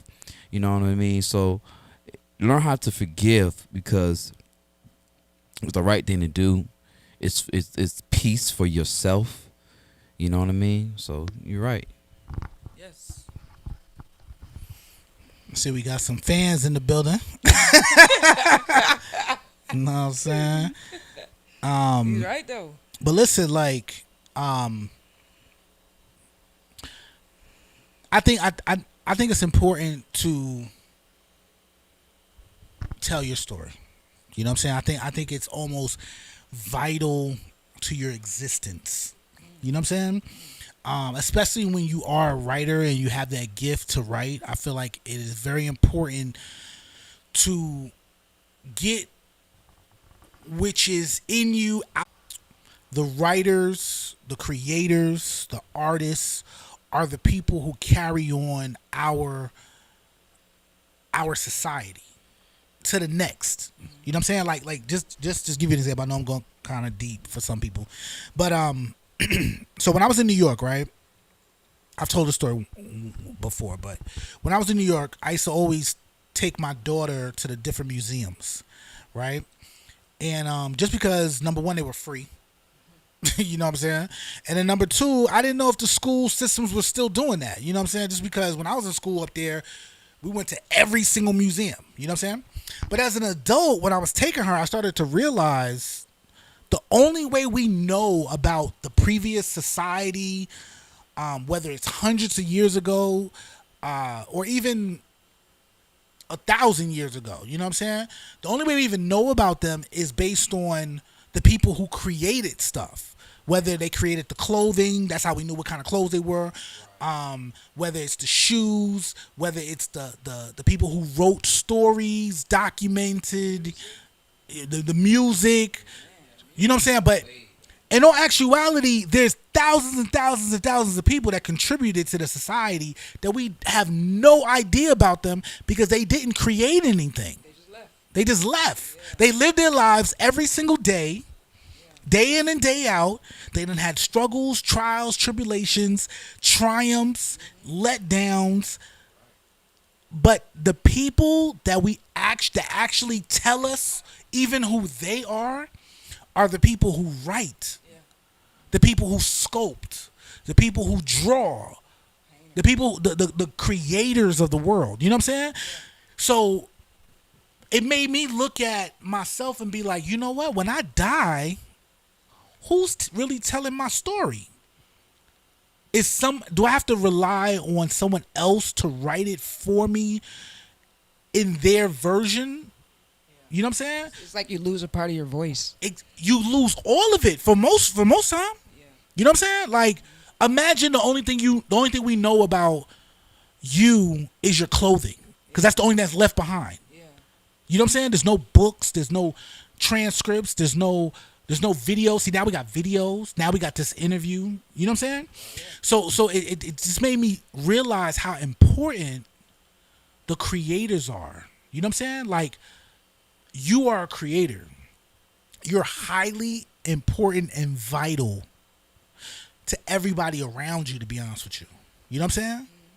Because even in that book, there are people that no one else is going to remember. Like, seriously. But they will live on forever in your book because you decided to write about them. Now, whether it was good or whether it was bad, it is what it is. You know what I'm saying? But because you decided to put your pen to paper or finger to a computer, you know what I'm saying? They now are immortalized in your writing. You know what I'm saying? The affirmation books, whatever you decide to create. You know what I'm saying? It is your duty as a creator to create. And that's funny that you said that, because I was pulling cards. You know, I used to pull cards a lot about my creative drives, because I'm a gym and I have a lot of creative roads I'm always trying to go down. Crazy girl. But go ahead. But, crazy about music. But yeah, so I would put cards, and I was just like, I need to figure out which direction to go so I can put my focus on it instead of just spreading it out. When the card says something like that, like, hey, you got a message, something you need to say, something that can live on, something you can put out there. Stop being hesitant to do it. Right. And from that moment on, I was like, do I really need any other sign? Right. So. Listen. Yeah. After, because I feel like God talks to me at particular times. You know what I'm saying? And I feel like at that moment, when I was looking at my daughter and was going through the museum, because we was at the Met Museum. And for those of you who've ever been to the Met Museum, it's a very huge. It probably take 2 days to walk through it. You know what I'm saying? It's not as big as the Smithsonian, because the Smithsonian is like ridiculous, but it's big. You know what I'm saying? But as we was going through the Met Museum, it just hit me like, I got to create as much as possible. You know what I'm saying? Like, I got to create, and you know what? I'm not going to stop at one thing. You know what I'm saying? Why? Exactly. Like, I think my whole life people have been telling me focus on one thing. Yeah. Focus on one thing, or it's not gonna be successful if you focus on multiple things. But my mind is multi-dimensional. You know what I'm saying? Like I can multitask very well. Yeah. You know what I'm saying? And if I could rap, if I can host, if I can, I don't know about singing, but if I could write, you know what I'm saying? I want to do as much as possible. If I could draw, if I could create things, if I could design, I'm going to try to create as much as possible. Because at the end of the day, when I die and I'm in a box, the only thing that people are going to really know about Shorty Roc is the stuff that gets left behind. You know what I'm saying? Yeah, I feel like as a human race, that's why we are here. To create. And people always think when you say create, you mean to have kids. It's like, no, not to create people, to create. You can create art, you can create peace, you can create happiness, you can create joy, love. It's so many things, but I feel like that's our main goal. Even if you're not selling it, like you could write a book of essays, just your opinions on certain situations going on that just means so much to you. Publish it and not sell it, just leave it on your desk. But that feeling will be so satisfying for you because you did what you're here to do. You created. Yep. And I know who it's gonna mean a lot to.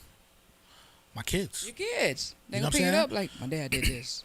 Because I know when my father passed away, and I ain't know my father. You know what I'm saying? I'm gonna be honest. When my father passed away, I thought to myself, I said, you know what? If he would have just given me something, I would have ran with it. Because I'm just that type of person. Like, I don't need that much. But if you give me a little bit, I'll be off to the races. You know what I'm saying? And it's like, if my dad had a podcast, or he wrote a book, or if he did something that I felt I could learn more about him, I'm all in it. I'd have read it all the way. And I'm not really big on books, I'm gonna be honest. But I'd have read every word of the book. Just because it was him. If it was a 2-hour and 30-minute podcast, I'd have watched it. I may have watched it one time, but I'd have watched the whole thing from start to finish. You know what I'm saying? That's funny. For me, like when my dad passed away, same thing. Yeah. I just want to know more and more and more about him. One thing that everybody knew about my dad is he loved music. He always had the nicest systems. You know, he would wire the speakers up in the house. He always had a really, really nice record collection, CD collection. You remember you can order. It was from BMG. Order those. He always had those. And he always let me go through his music. It was never like, girl, get your hands on my new record. Yeah. Put that CD down. He would let me just go and take whatever I wanted up to my room. So when he passed, the one thing that I did that made me feel connected to him is I went downstairs, went in the basement, went down the steps, and just looked at all his records. And I realized how much that music really made me who I am today. And it was such a connection. But I learned so much from him because it wasn't just like the Earth, Wind, and Fires. You know, it was the Grover Washingtons. And it was, I mean, he had everything in there except rock, which I love rock. So I don't know. But, you know, he had all the smooth jazz. He had the straight ahead. He had the rap. He had the gangster rap. And it just showed me so much about him. To me, that was like he had a very open mind. Yeah, for real. To be a black dude growing up in the 70s and 60s and still listening to some of this stuff. But yeah, that to me was like his little gift. Yeah, that's I need nothing else. Listen, and I'm gonna be honest with you. I'm not the type of person that thinks about my father. I'm gonna be honest. You know, I'm gonna keep it real. I'm not the type of person that when my father was alive, I wasn't even trying to really talk to him. You know what I'm saying? But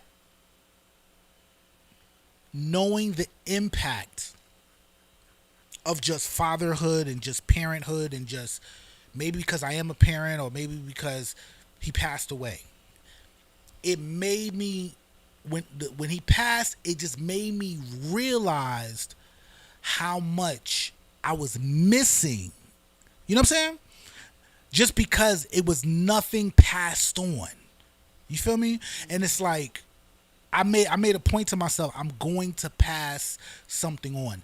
And it doesn't have to, You don't have to be rich or famous or be a millionaire or whatever. But because when we look at the societies, the things that we say this is what society wasn't the rich stuff all the time. No. You know what I'm saying?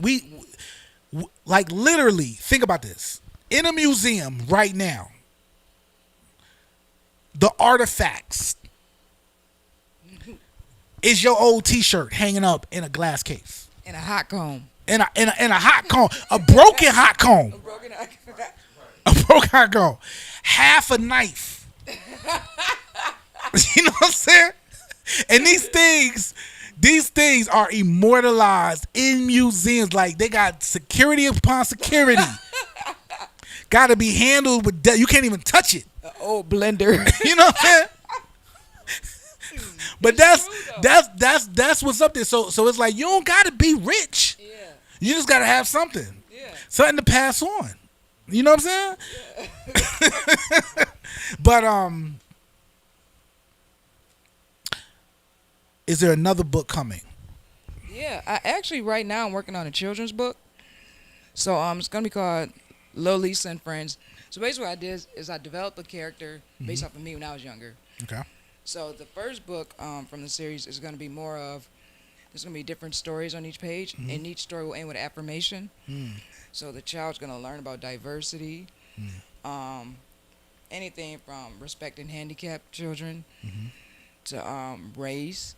They'll learn about animals. There might be a story about some fish in there. So in each segment of the book, they're going to learn a specific word, and they'll also learn an affirmation.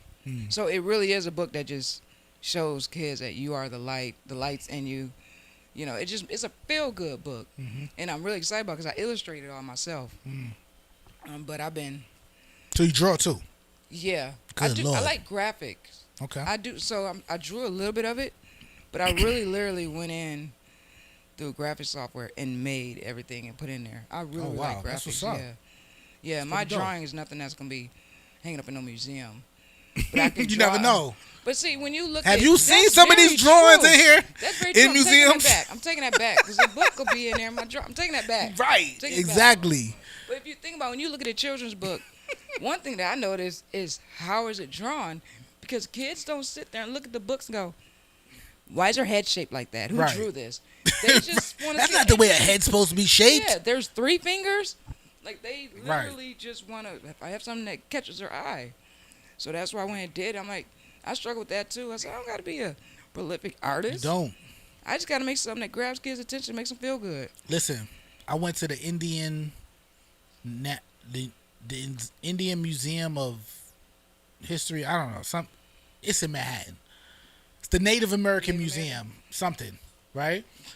Hanging up on the wall was like a giant blanket or something. And it had characters drawn, horses, people, stick figures. Yeah. In a museum. A museum. So don't tell me. Yeah, this is true. You can't draw because apparently that doesn't matter. Hey, people have their own taste in what they like. That's what it is. Just finding your crowd. It's a niche and a crowd for everybody. Listen, you're right. You just got to get to them. You just got to get to them. Yeah. You know what I'm saying? Okay, so because literally this whole thing could just be about the book. To be honest with you. Yeah. So let's talk about the DJing. Yeah. So is DJ Darluz? Darluz the DJ. Darluz the DJ. Because I used Delisa Darluz for the clothing, the writing, the meditation music. So. Okay, now I seen you DJ for a little bit of everything. Yeah. I seen bar mitzvah. You ain't seen no bar mitzvah, but I will. You know what I'm saying? Shoot, skate party. It's usually it's private events. Okay. Like you're not gonna find me at anybody's club. Okay. Typically it's private events. It might be anything from an engagement to a birthday, like at the Ritz. That was fun. It could be a house party. Those are very, very fun. And the clientele, you would be very surprised who it is when it comes to house parties. Okay, please tell me, because I'm not going to the hood house parties. It'd be like... That's out. Literally. Like, it'll be a 50 and up party. Oh, okay. And one time, like, it was just all white people. Okay. And But I like those. but music is music, and that's Right. why I like it so much when they do decide to go ahead and use me. This young black chick, I know they be looking at me like, she don't know what we want. It's a challenge. I love Yeah. it though, because there's always certain music and songs that everybody's gonna love, and it just shows you the power of music. Because you go in there and people just kind of looking at you like, who's a little tomboy here? And you start playing, Yeah. boy, they be over there like, go get some drinks. You want to play? It just becomes all love. Yeah. But yeah, those are the funnest. So like, how long you been DJing now? Paid DJing, I would say this year. Okay. But actually practicing and playing around, literally like 10 years. Okay. I would do it for my family and even your birthday and stuff like that, but I would never really try to do it. Once I had my surgeries, I kept saying, I don't think I'd be able to do it, lugging around equipment. And what if this and what if that? Then one day I was meditating, and I just kept hearing like, why would you get a second job when you could just DJ and do what you really love to do? I just kept hearing it. Facts. So I just went for it, and it has been just uphill. So how often? Because I could have sworn I seen a calendar on your website. Is that true? Yeah. Okay. So it looked like a lot of events, but how often do you actually DJ? So I try not to do more. You also have than, merchandise too? Okay. Go ahead. I try not to do more than like probably 4 to 5 gigs a month, just to not overwhelm myself, because I still like to have a life. As much as I love music, I still want to hang out with the family and go to museums and see hot combs on the wall. So, True that. so yeah, if I get You seem pretty booked up. yeah. Is this like every weekend? At one point it was. At one point it was like 2 of them on the weekend and 1 on the weekend. And these all look fun. Look, like summer. Look, I'm gonna tell you right here. Just you can go in detail, but look, summer party in Apollo Beach sounds like something I want to go to. A birthday party in Sarasota sounds pretty cool. Tampa Bay's Inno Fire Awards. I don't know what that is, but it's at the aquarium. That's pretty dope. There's a birthday party in Brandon. Sounds cool. A grand opening celebration.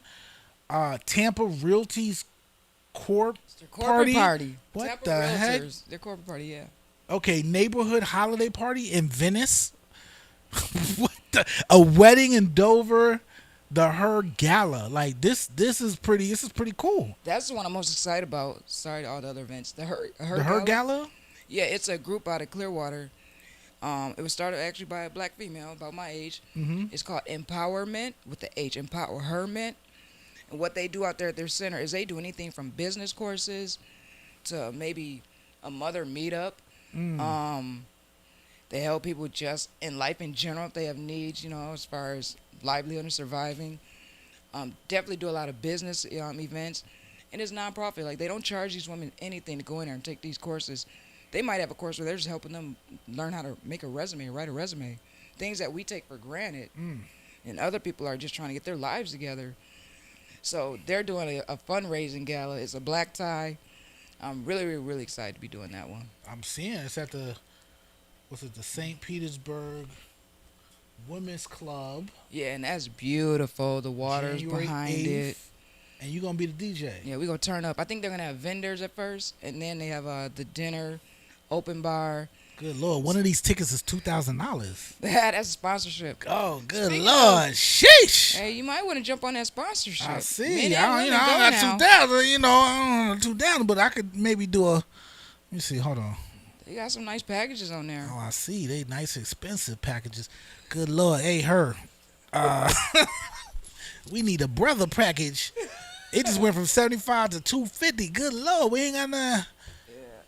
Nah, but this is dope. This is dope. It's wonderful. Like, This is I dope. kept saying, I kept just putting it out there. I want to do events that also matter. Yeah. And like, of course, all the events matter, because even at the neighborhood events, it might be a neighborhood pool party for everybody. So, like, in our neighborhood, the first event I did, we had like 100, 150 people. The next event I did, we had like 350 people. They had to bring their own chairs. Dang. And they didn't want to go, so I ended up playing like 2 hours over. But it really brought everybody together. You see them in the beginning, not really talking to each other.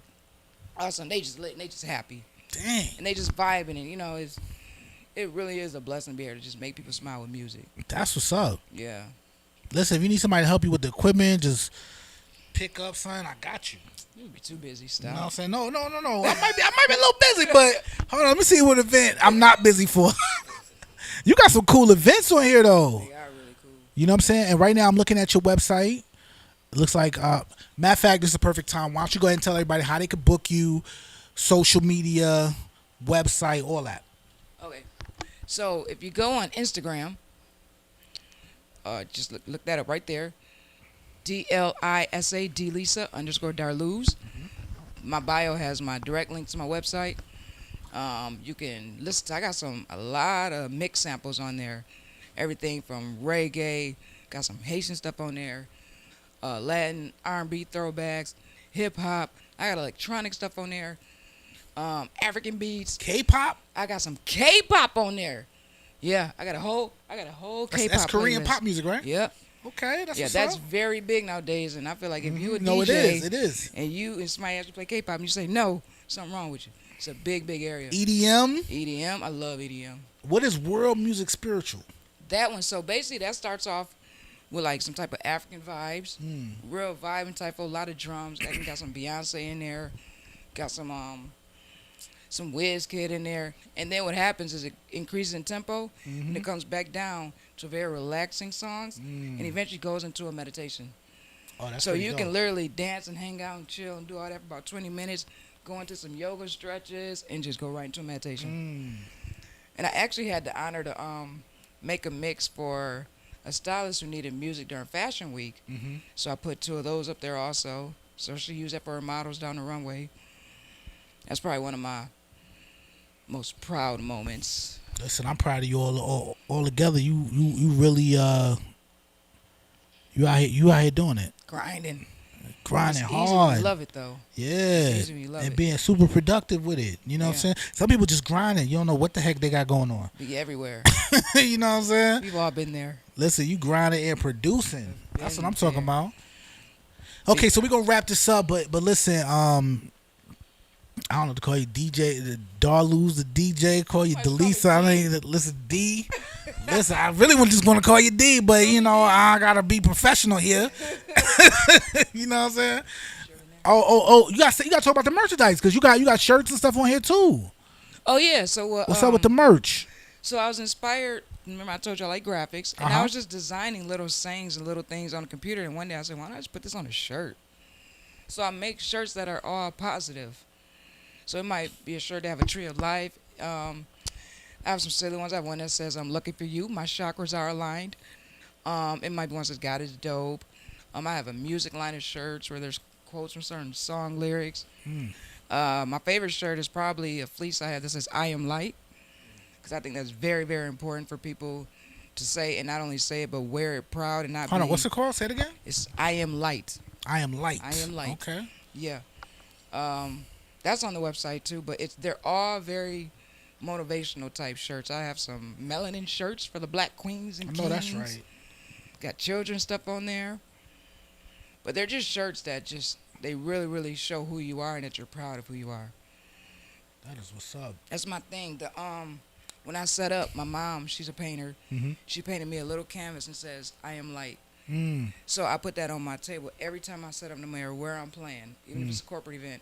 And you immediately see people, their whole demeanor changes when they start coming in, because they can see, okay, she about something. She cares. She probably actually cares about us. Right. So it makes a huge difference. It's really cool. That's what's up. Ladies and gentlemen, Darluz the DJ. All right, yo, this is Shorty Roc NYC show. We're going to wrap it up. Drew, why don't you go ahead and let people know how they can find you once again.